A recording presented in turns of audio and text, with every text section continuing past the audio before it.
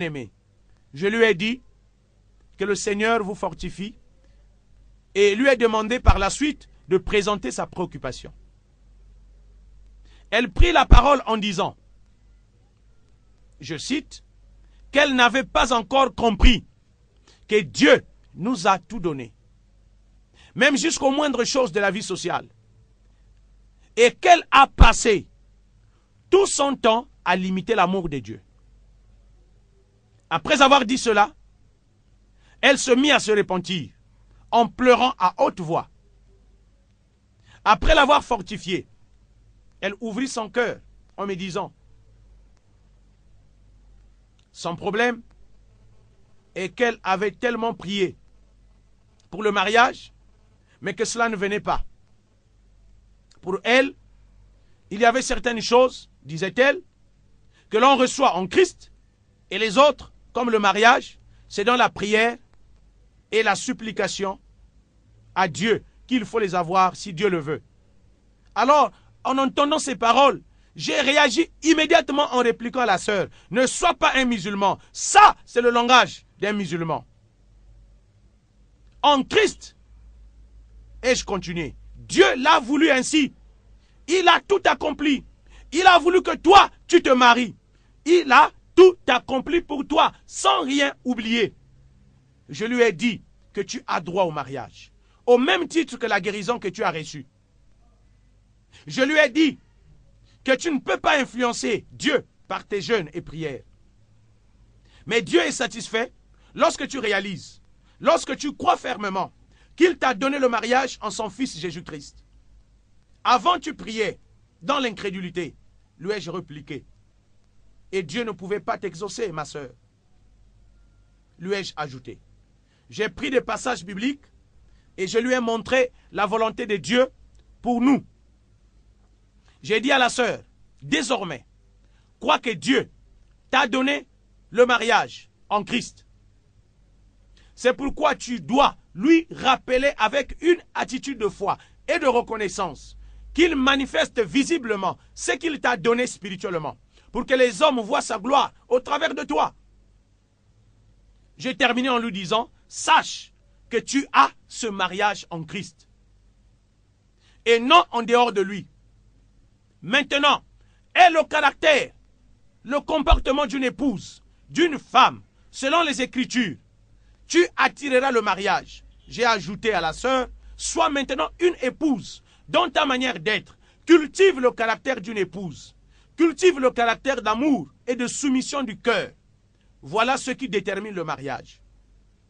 Je continue à dire à la sœur, ne te fatigue plus à jeûner comme une pauvre esclave qui recherche le mariage. Sache que tu es fille de Dieu. Le mariage appartient aux fils et aux filles de Dieu. C'est ton droit d'alliance en Jésus-Christ. Sache que les filles de Dieu ne chôment pas. Elles sont recherchées par les vrais fils de Dieu. Réalise avec foi que tu l'as déjà reçu en Christ. Travaille tout simplement ton caractère. Médite nuit et jour la pensée de Dieu au sujet du mariage. Ne change plus d'avis. Sois consciente par la foi que tu es déjà marié. Et glorifie chaque jour le Seigneur pour le don de mariage en Christ. Bien-aimé, la sœur a persévéré en pratiquant nos conseils.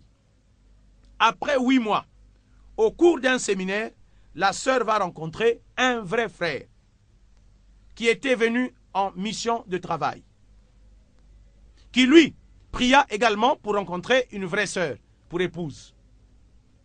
Ils se sont fiancés et ensuite mariés. J'ai été un véritable invité d'honneur à leur mariage. Je dis bien, j'ai été un véritable invité d'honneur à leur mariage. Alléluia, gloire au Seigneur.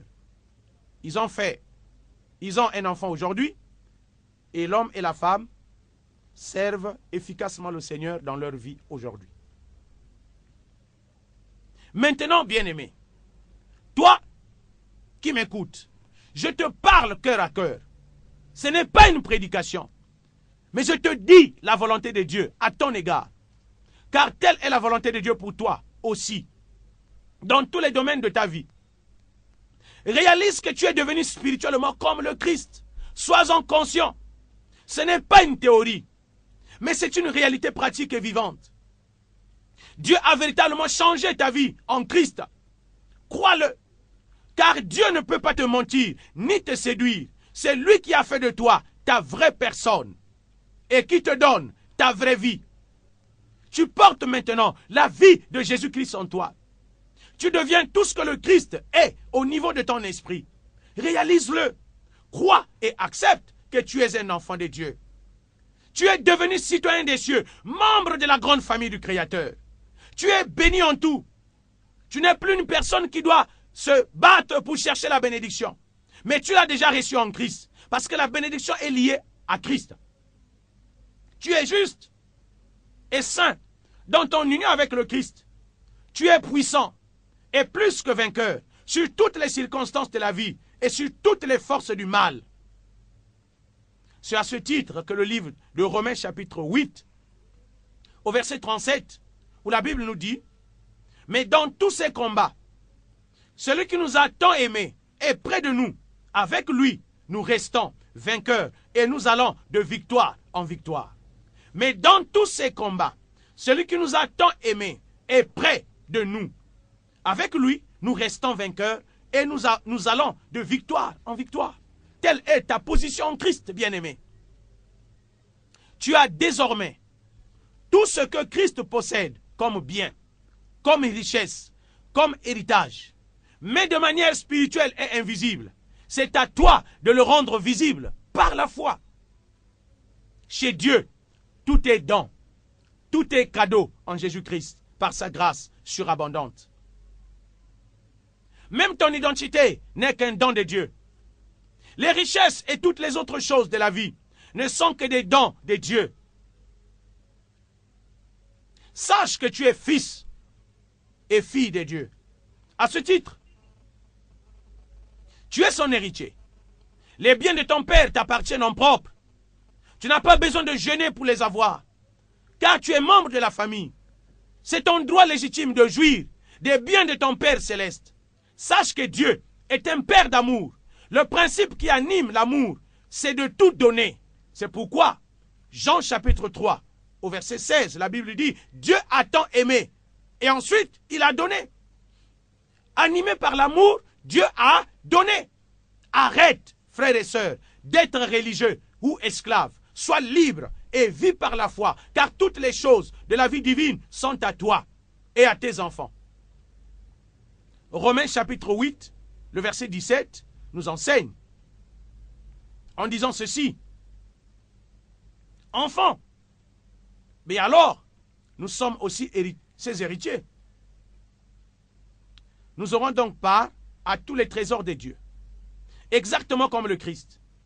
Et à tout ce que Dieu donne à son Fils sera aussi nôtre. Oui, si maintenant nous sommes unis à lui, si nous portons ses souffrances, nous serons aussi à ses côtés, associés à sa gloire dans le monde nouveau. Nous aurons donc part à tous les trésors de Dieu, exactement comme le Christ. Et tout ce que Dieu donne à son Fils sera aussi nôtre. Tout ce que Dieu a donné à Jésus-Christ est aussi notre partage. Prends conscience maintenant, au-dedans de toi-même, dans tes pensées, de ce que tu es devenu en Christ. Ne pense plus à la mauvaise vie du passé, ni aux échecs du passé, ni aux maladies du passé, ni aux difficultés du passé. Ésaïe 43, le verset 18 à 19. Ésaïe chapitre 43, le verset 18 à 19, déclare à cet effet, écoute la parole de Dieu, bien-aimé. Ne pensez plus aux événements passés et ne considérez plus ce qui est ancien. Voici, je veux faire une chose nouvelle sur le point d'arriver. Ne la connaîtrez-vous pas? Je mettrai un chemin dans le désert, là où rien ne pousse, et des fleuves dans la solitude. Quelle merveilleuse parole du Seigneur et quelle démonstration de son amour. Lorsque Dieu nous met en Christ, il annule, il abolit notre vie du passé. Tout notre passé est aboli. Et il restaure notre vie, notre identité, avec de nouvelles choses. Et nous devons le savoir. C'est pourquoi, frère, sache que tu n'as plus de passé. tout ton passé a été cloué à la croix dans la mort de Jésus-Christ. D'ailleurs, Romains chapitre 6 au verset 4 nous enseigne à ce sujet en disant ceci. Par le baptême, nous avons donc été ensevelis avec lui afin de partager sa mort. Tout ce que nous étions autrefois, c'est-à-dire dans le passé, est à présent mort et enterré. Et pourquoi cela? Vous savez que le Christ a été ressuscité d'entre les morts par la puissance glorieuse du Père. Nous aussi, nous avons reçu une nouvelle vie et nous sommes appelés à mener notre existence sur un plan nouveau. Nous sommes appelés à mener notre existence sur un plan nouveau que Jésus-Christ a mis en place dans la résurrection, dans sa mort et dans sa résurrection. Quand Jésus-Christ est mort, il a pris notre vie passée, il l'a détruit à la croix, il l'a laissé dans la tombe et il a échangé cette vieille vie contre la tienne en nous revêtant de sa nouvelle vie et de son nouveau héritage. Mon frère et ma sœur, sache que lorsque Christ vient dans la vie d'un homme, son objectif consiste à détruire la vie du passé et toutes les choses du passé en les remplaçant par la vie nouvelle du présent avec de nouvelles choses. Être en Christ veut dire vivre dans un présent éternel. Tu es donc maintenant un homme et une femme du présent et non une personne du passé. La vie en Christ est une dimension du présent. C'est une vie de je suis et non de j'étais. La vie en Christ est une dimension du présent. C'est une vie de je suis et non de j'étais. Marche par la foi, avec confiance, car le Père créateur, dans son amour infini, a pris toute la vie de son Fils Jésus-Christ et il l'a déposé pleinement en toi, sans rien oublier. Alléluia. Je vous rappelle que la foi n'attend pas demain. Mais la foi vit aujourd'hui. Elle voit aujourd'hui et possède la vie et toutes choses maintenant. Sache que l'homme ne vit pas dans le passé, mais maintenant. La foi n'a pas de passé. Elle ne regarde pas au passé, mais elle pense à ce qu'elle possède aujourd'hui dans la gloire de Christ glorifié. Notre présent bâtit notre futur. Notre présent bâtit notre futur.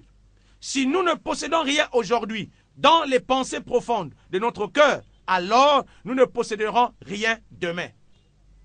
Si nous ne possédons rien aujourd'hui dans la foi, au travers de nos pensées profondes de notre cœur, alors nous ne posséderons rien demain.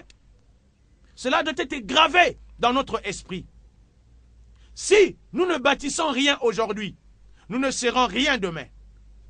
Si nous ne bâtissons rien aujourd'hui, nous ne serons rien demain. Cesse de te souvenir de ton passé aujourd'hui. Hier est déjà passé. Saisis ta vie en Christ aujourd'hui. Vis ta vie en Christ aujourd'hui. Et réjouis-toi en Christ. Réjouis-toi en espérance en Christ aujourd'hui comme une épouse qui jouit des biens de son époux. Sois en harmonie avec le temps, car le temps passe et ne revient plus. Tu ne peux pas rattraper le temps. Mais accroche-toi à Jésus-Christ qui est le maître des temps et des circonstances. Accroche-toi à Jésus-Christ qui est le maître des temps et des circonstances. Ton esprit, tes pensées et ton corps doivent être tournés sur la vie de maintenant et non celle d'hier. Arrête donc de pleurer aujourd'hui. Arrête d'accuser les autres. Arrête d'accuser les sorciers. Sois responsable et prends la décision d'accepter et de vivre la nouvelle vie glorieuse que Dieu te donne en union avec le Christ. Personne ne peut t'empêcher d'être heureux, prospère, joyeux et glorieux en dehors de toi-même. Car tu as le pouvoir de décider de la qualité de vie que tu veux, selon la volonté de Dieu. Sache qu'aucun sorcier n'est responsable de ta situation actuelle. Mais tu dois cette misérable vie à ton ignorance. Cherche donc la connaissance. Voilà la clé de la délivrance et du succès. Aucun sorcier, aucun diable, aucun démon ne pourra arrêter un homme éclairé par la connaissance de Dieu et à jouir de son bonheur. D'ailleurs, la Bible dit dans Osée, chapitre 4, au verset 6, « Mon peuple est détruit parce qu'il manque la connaissance. puisque tu as rejeté la connaissance, je te rejetterai et tu seras dépouillé de mon sacerdoce. Puis, puisque tu as oublié la loi de ton Dieu, j'oublierai aussi tes enfants. Frères et sœurs, tu dois prendre une décision de chercher la connaissance de Dieu. Bien-aimés, après avoir appris comment bâtir notre identité en Christ, nous allons nous poser et par la grâce du Seigneur, chercher à comprendre comment vivre de manière pratique ce que nous sommes en Christ. Comment vivre de manière pratique notre identité en Christ. Comment vivre de manière pratique notre relation avec Christ. Bien-aimés, pour amener la vie en Christ à la réalité, chacun de nous doit comprendre au préalable le fonctionnement de notre être et de notre vie selon le plan de Dieu. Je vous rappelle que l'homme est constitué de 3 parties, à savoir la partie spirituelle, qui est notre esprit, la partie psychique, qui est notre âme formée des pensées, de la volonté et des émotions, la partie corporelle, qui est notre corps. Nous avons aussi 2 mondes. Le monde spirituel ou invisible qui est intérieur à nous et le monde physique ou visible qui est extérieur à nous. C'est pourquoi nous disons que l'esprit est en nous. Notre esprit est dans le corps. On peut se poser la question suivante. Dans quel monde réside le Christ? Où se trouve-t-il? Où se manifeste-t-il? Bien-aimés, voici la réponse à cette question. Le Christ, avec sa richesse et toute sa gloire, réside dans l'esprit de l'homme qui l'a reçu sous la forme spirituelle et invisible. Donc lorsque toi, tu reçois, bien-aimé, Jésus-Christ, ton Seigneur et ton Sauveur, alors lui, il vient habiter en toi avec toute sa plénitude, toute sa richesse, il vient résider en toi. Mais sa vie, sa richesse et toute sa gloire se manifestent dans le monde extérieur ou visible sous forme palpable, sous forme de réalité. Mais attention, bien-aimés, le niveau de manifestation dans la réalité est proportionnel au niveau de maturité spirituelle. Il y a 3 niveaux dans la vie en Christ. La nouvelle naissance, c'est la première étape qui va de la conversion à la croissance d'un enfant de Dieu. Celui-ci n'a pas encore l'expérience de la parole de Dieu. La vie spirituelle est guidée par le verbe demander. Il est encore dans les parvis. C'est pourquoi, bien-aimés, la parole de Dieu nous enseigne dans Galates 4, verset 1, héritiers. Oui, nous le sommes. Cependant, si dans une famille riche, le père meurt, aussi longtemps que l'héritier est en bas âge, il se distingue apparemment en rien d'un serviteur. Bien qu'il soit le propriétaire de tout le patrimoine, il reste soumis à l'autorité du tuteur et de l'intendant jusqu'au terme fixé par son père. Cela veut dire, bien-aimés, que tant que nous sommes enfants, nous ne pouvons pas jouir des biens que notre Père nous lègue.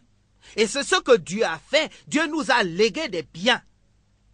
Et il nous décline, il les décrypte dans sa parole. Mais pour vivre, pour jouir de ces biens-là, nous devons quitter le domaine des parvis, les domaines de l'enfance, parce que Dieu veut que nous grandissions. Et c'est pourquoi le renouvellement de la pensée, il apprend, dans le renouvellement de la pensée, l'enfant apprend à marcher dans le désert.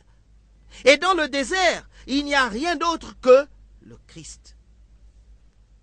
C'est le temps de formation pour le renouvellement de l'intelligence.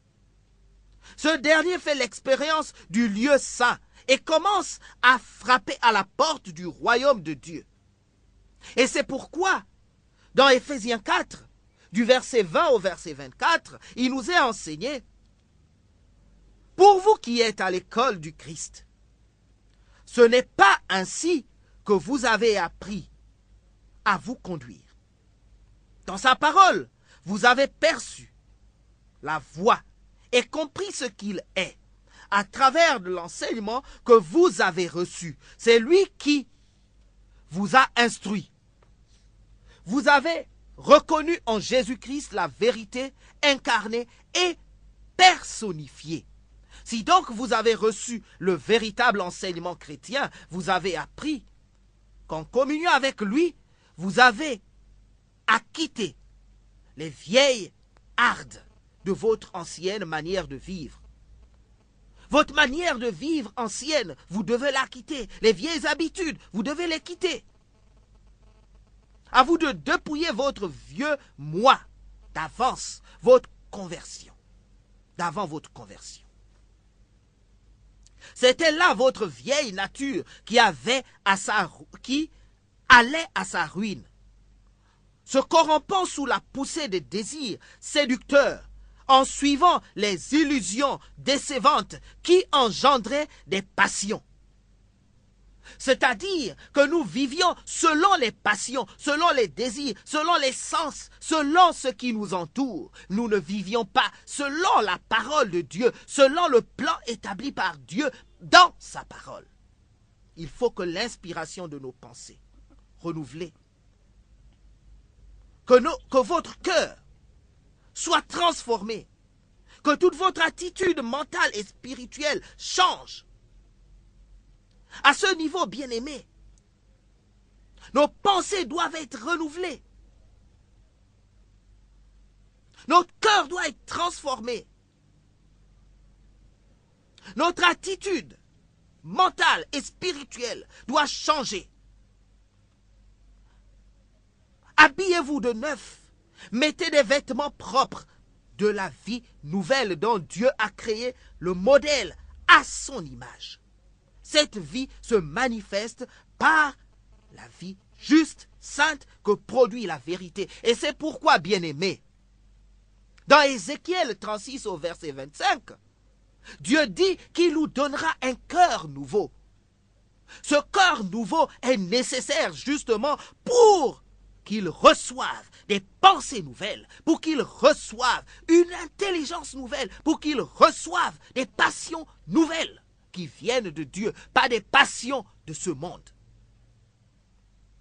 Et en 3, nous avons la transformation.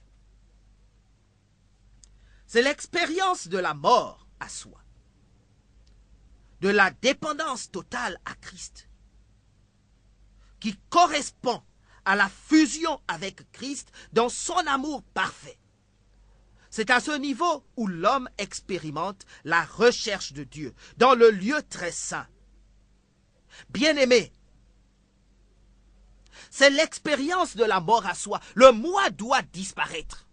Voilà l'objectif que Dieu, l'investissement que Dieu fait pour l'homme, c'est que l'homme puisse, le moi en l'homme puisse disparaître et laisser libre cours au règne de Dieu.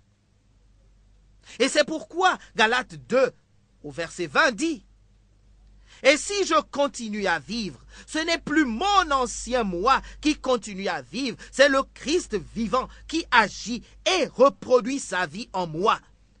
Le reste de mon existence sur la terre est une vie vécue dans la foi au Fils de Dieu, qui m'a aimé jusqu'à mourir pour moi et à ma place. Nous qui étions pécheurs, nous qui étions morts au péché, Jésus-Christ a accepté de mourir, a accepté de prendre nos péchés, lui qui était saint, pour mourir à notre place, afin que nous expérimentions justement la fusion avec lui, afin que nous expérimentions la nouvelle vie avec lui, la recherche profonde et véritable de Dieu. Et c'est pourquoi, bien-aimés, je tiens à vous rappeler qu'entre le monde spirituel et le monde physique, il existe une correspondance, une équivalence, qui est régie par une grande loi de la vie, appelée la loi de la correspondance. Cette loi de la correspondance enseigne que nous devenons visiblement ce à quoi nous correspondons intérieurement ou spirituellement en Christ. Cela veut dire que chaque citoyen du royaume de Dieu vit à la dimension christique du niveau auquel il correspond. La loi de la correspondance est un principe de l'équilibre vital qui nous préserve de l'inflation spirituelle. En réalité, vous êtes encore dans les parvis. Votre identité et votre vie ne pourra correspondre qu'à l'héritage des parvis. Ainsi, pour celui qui vit dans les lieux saints et dans le lieu très saint, notre niveau de témoignage en Christ est proportionnel à notre niveau de foi, car nous devenons ce que nous croyons. Jésus dit au centenier: va qu'il te soit fait selon ta foi. Et à l'heure même le serviteur fut guéri. Cela nous est enseigné par le Maître dans Matthieu 8 au verset 13. Bien-aimés, la loi de la correspondance,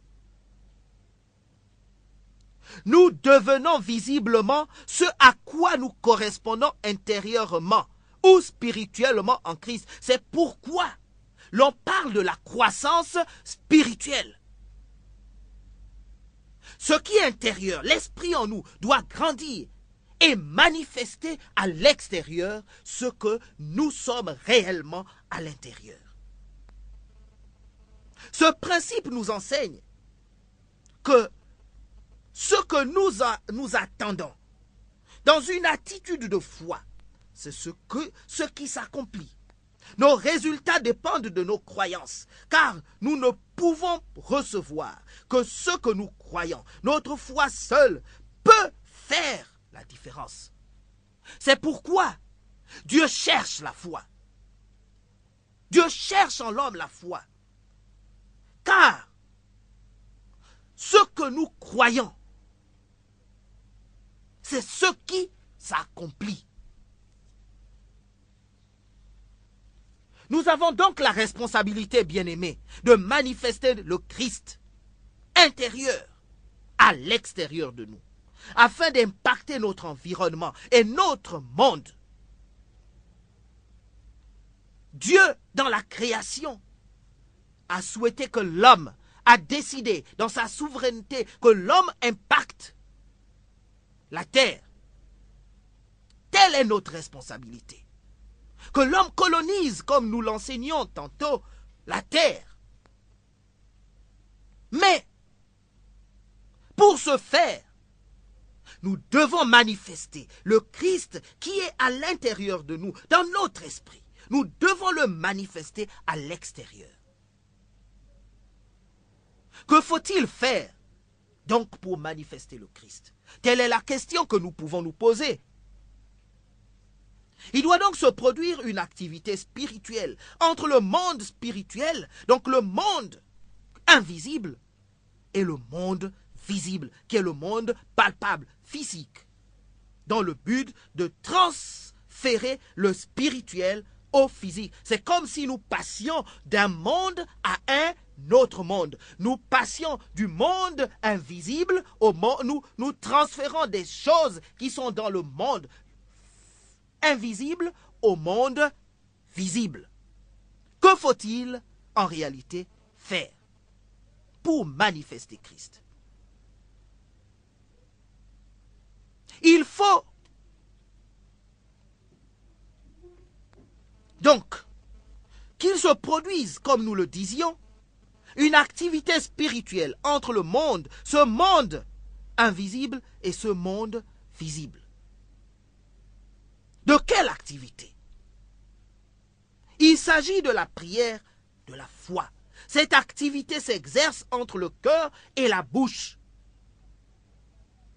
La bouche doit exprimer ce que la foi pense. La bouche doit exprimer ce que la foi pense. Ce que l'esprit lui dicte à l'intérieur. C'est pourquoi nous parlions de croyance. Nous devenons ce que nous croyons. La foi doit manifester ce que nous croyons à l'intérieur. Cette activité s'exerce entre le cœur donc et la bouche. Et nous vous donnons la règle d'application de cette activité. Le cœur spirituel, notre esprit, pompe la vie de Christ qui circule dans les canaux de l'âme et que la pensée recueille sous forme des pensées du Seigneur. Et la bouche les confesse et les proclame sous forme des mots vers l'extérieur. C'est comme une circulation, bien-aimée. On commence dans le cœur spirituel, donc notre esprit, qui lui pompe la vie de Christ, qui circule dans les canaux de l'âme. Donc l'âme est un circuit. Et que la pensée recueille sous forme des pensées du Seigneur. Et la bouche confesse les pensées du Seigneur. Et les proclame sous forme des mots vers l'extérieur. Lorsque la parole est proclamée par la puissance du Saint-Esprit, c'est à ce moment que le monde extérieur reçoit la forme de la chose qui a été libérée ou dite. La véritable prière est une activité spirituelle qui s'exerce entre le cœur et la bouche. C'est ce qu'on appelle le principe créateur. Il faut que la création commence dans le cœur. Et elle se manifeste par la proclamation à l'extérieur. Voici le circuit du principe créateur. Car Dieu a fait de nous des créateurs. Il faut bien que nous comprenions comment est-ce que est constitué le circuit du principe créateur. Donc, il y a au départ le cœur, source de vie et de pensée de Christ. Ensuite, la pensée de Christ parcourt les canaux de l'âme et aboutit à la bouche, qui, elle, est chargée de confesser par la foi les paroles. Ce que le cœur réalise, c'est ce que pense, médite. C'est ce que la pensée pense. C'est ce que la pensée médite. C'est cela, bien-aimés, que nous devons comprendre. Ce que le cœur réalise, c'est ce que la pensée médite. C'est ce que la bouche dit avec foi sous forme de mots. La pensée est la porte par laquelle le corps reçoit les choses de l'esprit. Et c'est cela qui nous amène à parler de l'axe de la prière victorieuse. Elle commence par la prise de conscience. De la prise de conscience, il y a la pensée. Donc, elle passe par le canal de la pensée. Et ensuite, enfin, il y a le parler de la foi. Donc la bouche proclame des paroles de foi. Ce principe est le résumé que le Seigneur a fait en ces termes.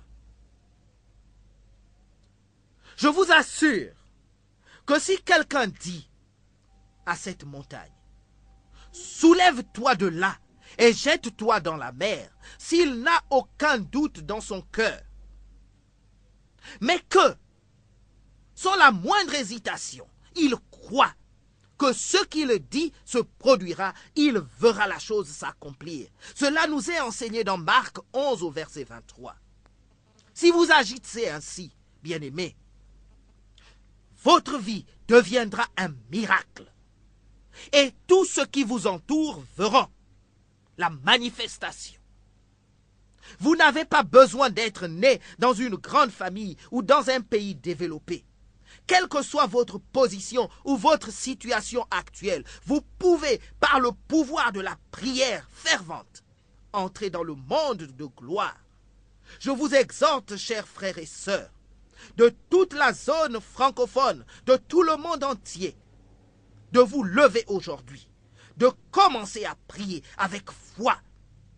Votre histoire va changer. C'est pourquoi, par l'amour et la grâce du Seigneur Jésus, lorsque nous l'avions accepté, les choses anciennes ont été totalement effacées. Justement, pour que nous manifestions le règne. Nous impactions le monde, mais nous ne pouvons impacter qu'en ayant la foi. Et c'est pourquoi nous pouvons nous poser la question de savoir quand et comment s'opère la manifestation après la prière. Dans la plupart des cas, nous avons toujours tendance à bien vouloir comprendre comment est-ce que l'exaucement de nos prières va-t-il se passer et à quel moment la réponse va-t-elle venir. Et cela nous est souvent cette soif profonde et animée par la logique humaine. Notre problème est que nous voulons maîtriser et voir avec nos sens la méthode et les circonstances que Dieu utilise pour manifester les résultats de nos prières. Nous voulons aussi maîtriser le temps. Mais personne dans le monde, en dehors de Dieu seul, ne peut maîtriser ces deux facteurs. Car Dieu seul est le maître des temps et des circonstances. Mais la bonne nouvelle du royaume des cieux que je suis appelé à vous annoncer ce soir, c'est que Dieu fera exactement ce qu'il a dit. Il manifestera assurément le fruit de nos prières, de la foi. Car nos prières sont des semences que nous sémons. Ce que nous libérons dans nos prières, nous le récoltons sous forme de réponse ou d'exaucement. Nous devons comprendre que nos prières sont exaucées par la grâce de Dieu, selon la loi de cause à effet. Ce principe nous enseigne que chaque résultat ou chaque réponse obéit à une cause. En effet, si nous sommes en harmonie avec ce que Dieu dit que nous devons faire, Dieu fera aussi ce qu'il a promis qu'il fera, avec exactitude. Ce qu'il a dit va exactement s'accomplir, conformément à ce que sa parole dit. Et c'est pourquoi, bien-aimés, la parole déclare que ce que sa bouche dit, sa main l'accomplit. Notre rôle est de comprendre et de croire fermement en la parole de Dieu. Telle est notre responsabilité. La manifestation s'opère par l'œuvre de notre foi. Quand notre foi est active, le Saint-Esprit se met en action pour agir de manière qu'aucune voiture ne peut démarrer sans le carburant et sans avoir allumé le moteur. De même qu'aucune manifestation ne peut se produire dans nos prières sans la foi. Bien-aimés, c'est fondamental. Rien ne peut s'accomplir. Nos prières ne peuvent être efficaces si nous n'avons pas la foi. La foi est ce dont Dieu a besoin en nous pour qu'il agisse puissamment. La foi active la manifestation divine. L'amour motive la foi en Dieu. Et l'espérance stabilise la foi en Dieu. Il faut donc que l'on manifeste l'amour, un attachement profond pour Dieu. Alors, ce que Dieu dit, nous allons y mettre la foi. Nous allons croire.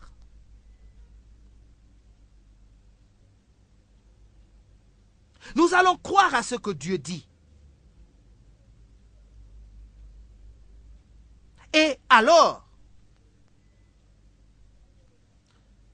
nous allons également espérer. Nous allons espérer d'une espérance profonde. Et c'est cela qui amène à la manifestation. C'est pourquoi Dieu dit dans 1 Corinthiens 13 au verset 13, « Maintenant donc, ces trois choses demeurent, la foi, l'espérance, la charité. Mais la plus grande de ces choses, c'est l'amour. La foi est liée à la loi de l'amour et la loi de l'espérance. Dans toutes nos prières, ces trois vertus divines doivent intervenir, chacune selon sa fonction.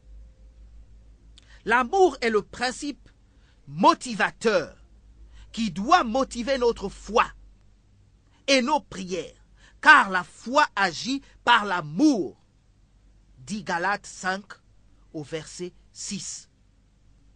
La foi est le principe activateur qui doit activer nos prières jusqu'à mouvoir le Saint-Esprit et les anges. Et l'espérance, quant à lui, est le principe stabilisateur qui doit stabiliser notre foi et les résultats de nos prières. Nous devons comprendre, bien-aimés,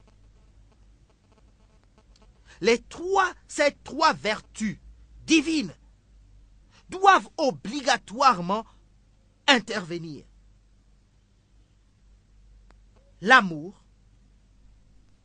comme principe motivateur, la foi comme principe activateur, l'espérance comme principe stabilisateur. Et qu'est-ce que la foi? Peut-on se poser comme question? D'après la révélation que nous avons reçue du Seigneur au cours de cette rédaction, la foi est notre décision du cœur à considérer la parole de Dieu et toutes choses exactement comme Dieu. C'est le fait de prendre la décision de s'identifier à Dieu au travers de sa parole. En effet, la foi est la clé du résultat.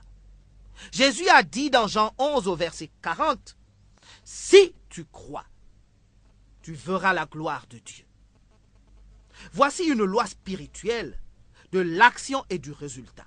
Si tu crois, tu verras la gloire de Dieu. L'expression « si tu crois » indique la cause, l'action.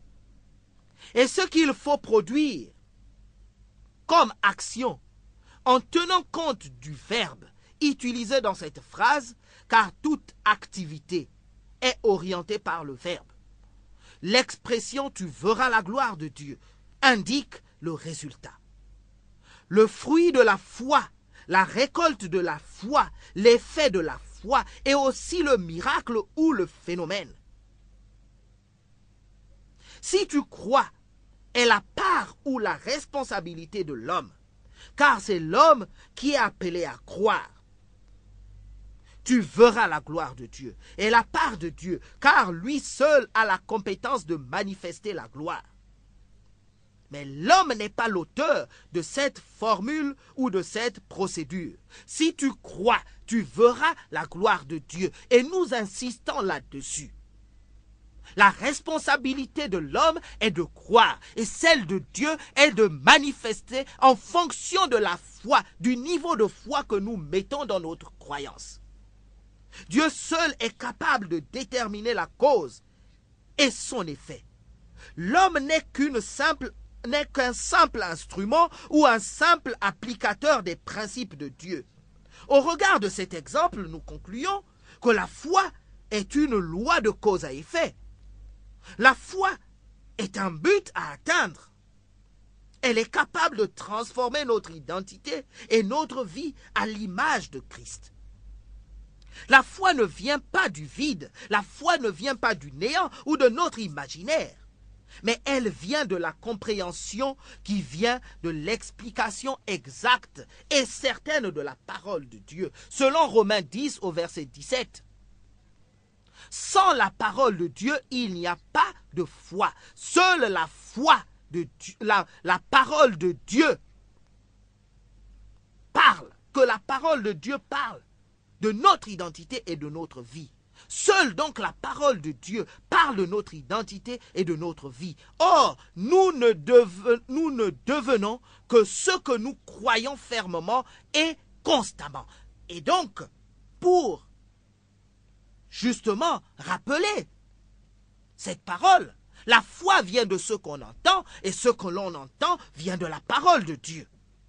La foi n'est pas un optimisme rationnel, ni une simple sensation, ni une simple conviction de la pensée positive. Mais la foi est une démonstration manifeste de ce que nous confessons de notre bouche et qui vient de la parole de Dieu. La foi n'est pas vide et aveugle, mais elle possède et voit quelque chose maintenant. Car ce que nous croyons, c'est ce que nous appelons à la manifestation. La foi ne lâche jamais, elle est persévérante, car nous cherchons toujours dans la foi, nous désirons toujours ce que Dieu est capable de manifester au travers de notre prière. Elle est donc persévérante jusqu'à la manifestation. La foi est une conviction profonde de ce que le cœur croit. La foi est objective, fidèle, tenace, ferme, audacieuse et ne change jamais d'avis. La foi, nous devons la voir, nous devons tenir ferme jusqu'à la manifestation. Parce que lorsque nous prions et que nous y mettions la foi, Dieu, au temps convenable, exauce nos prières. Car c'est encore une de ses lois qui proclame que si vous croyez en priant, alors la manifestation va suivre. Et c'est pourquoi nous allons, puisque nous parlons de la foi, nous allons parler et expliquer le sens du combat de la foi. La foi est un combat entre la vérité et la réalité, entre la pensée de Dieu et la pensée charnelle, entre la parole de Dieu et la parole des hommes et de Satan. Bien-aimés, la foi est un combat entre cela. Soit nous croyons à ce que Dieu dit, soit nous croyons à ce que l'homme dit, soit nous croyons à ce que le Njobi dit, soit nous croyons à ce que la Rose-Croix dit. C'est ce combat perpétuel entre ces vérités. La vérité de Dieu, la réalité de Dieu et la réalité des ténèbres. Par exemple, là où la réalité dit que vous n'êtes qu'un bon à rien, la foi dit que je suis fils de Dieu, né sur la terre pour accomplir les bonnes œuvres du Seigneur. Là où la réalité dit que vous êtes fini et mort, la foi dit que je suis vivant en union avec Christ. Là où la réalité montre la maladie, la foi voit la guérison et dit « Je suis guéri par la présence du Saint-Esprit en moi. » La foi voit comme Dieu voit et parle comme Dieu parle. La foi refuse la réalité et impose la vérité. Et la vérité n'est qu'en Dieu, bien-aimé. C'est pourquoi lorsque nous avons la foi dans ce que Dieu dit de nous, alors ce que Dieu dit de nous s'accomplit. Et notre environnement change conformément à ce que Dieu dit. Voici une image comparative de ce conflit, bien-aimé. D'un côté, nous avons la vérité, donc le langage de la foi. De l'autre côté, nous avons la réalité, le langage du doute. Nous avons la vie d'un côté, la mort de l'autre côté. La justice du côté de la vérité, nous avons la condamnation de l'autre côté. Nous sommes fils de Dieu, mais nous sommes pécheurs de l'autre côté. Nous sommes vivants en Christ, nous sommes morts. Dans la réalité, nous sommes sauvés en Christ, nous sommes perdus dans le péché. Nous sommes bénis en tout et de toutes sortes de bénédictions, mais nous sommes maudits de l'autre côté. Nous sommes vainqueurs, mais nous sommes victimes de l'autre côté. Nous recevons le salut, donc la guérison, mais nous sommes malades de l'autre côté. Nous sommes riches en richesse et en provision, mais nous vivons les manquements dans la réalité, dans le doute. Nous sommes libres en Jésus, mais nous sommes esclaves dans le péché. Nous sommes prospères, mais nous sommes pauvres de l'autre côté. Nous sommes restaurés dans la vérité, mais dans la réalité, nous sommes détruits. C'est le chaos total.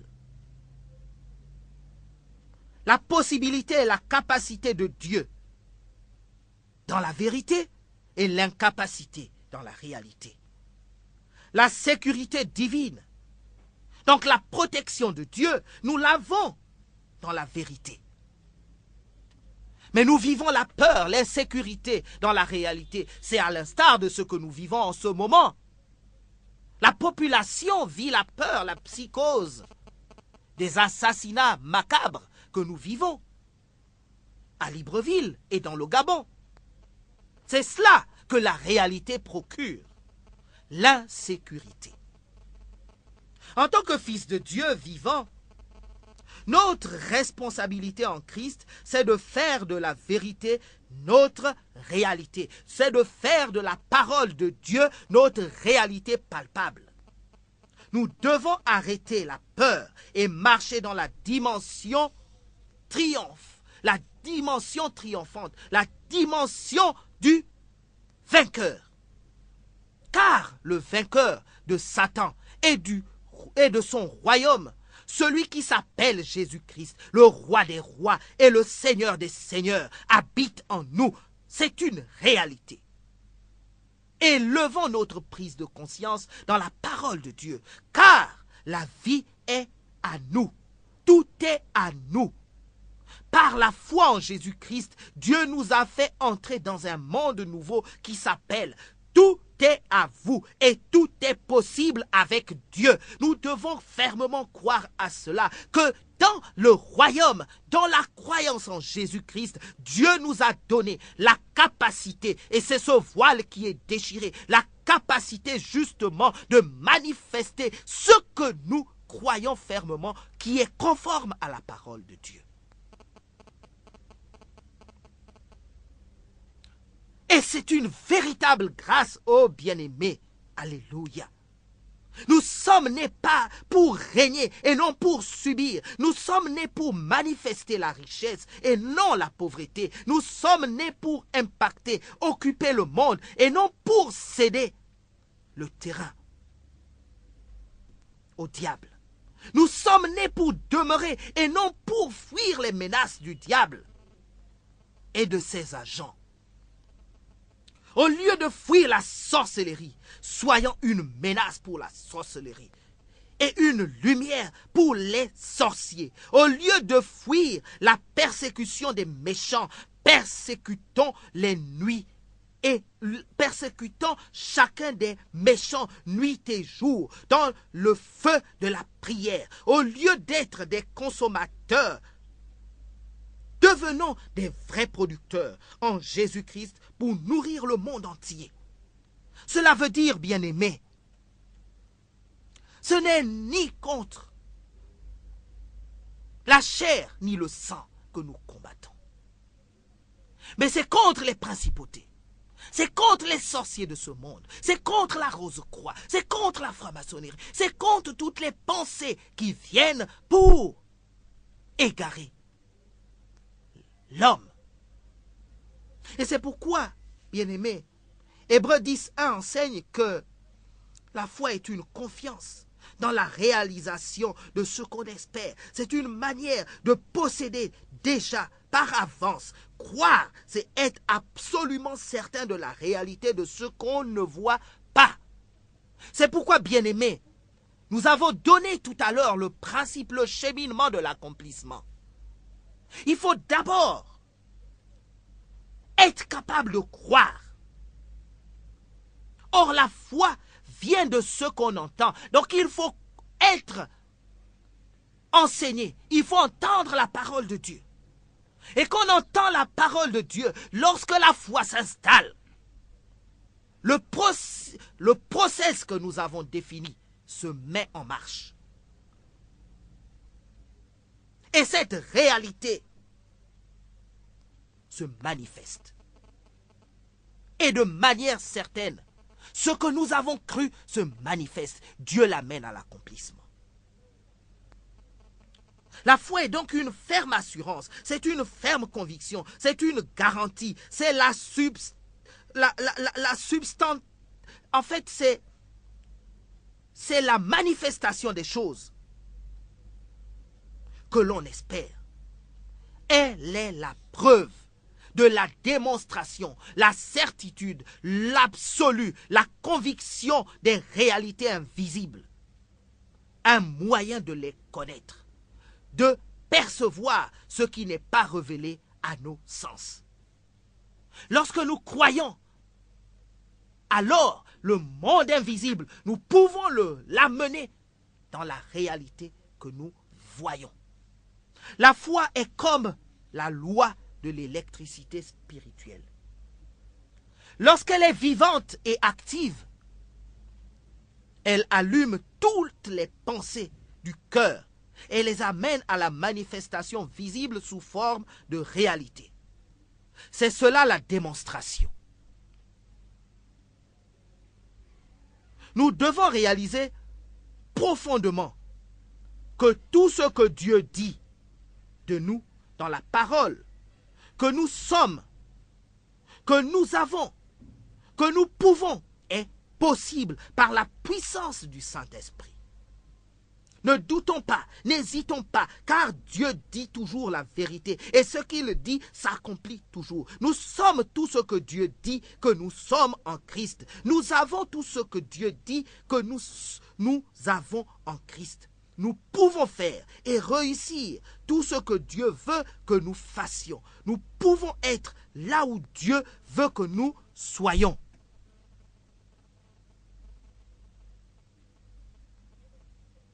Et nous allons vous donner de manière pratique des recommandations. Maintenant, bien-aimés, je m'adresse à vous, frères et sœurs, à votre cœur directement. Je t'invite à prendre conscience, toi, ma sœur, toi, mon frère, que tu es appelé